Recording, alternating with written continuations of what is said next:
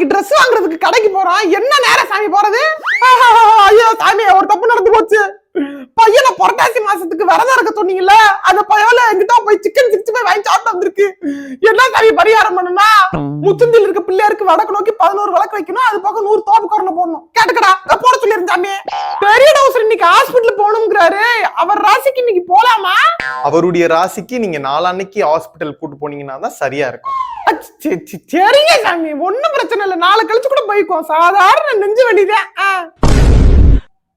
KTV எப்ப பாக்கலாம், reels எப்ப பாக்கலாம்லாம் கேளுமா. கக்குசாவது நிம்மதியா போயிட்டு வரலாமா, இல்ல அதுக்கும் கேப்பியா? உங்க வீட்டுக்கு பரிகாரம் ஒண்ணு பண்ணணும். 50,000 வரைக்கும் செலவாகும். அப்படிங்களா? எங்க நம்ம புது வீட்டுல ஒரு பெரிய சாண்டிலியர் வாங்கி மாட்டணும்கா. இல்ல 1 லட்ச ரூபா செலவாகும். உங்க வீட்டுக்காரருக்கு சேர்த்து பரிகாரம் பண்ணிடுவோம்.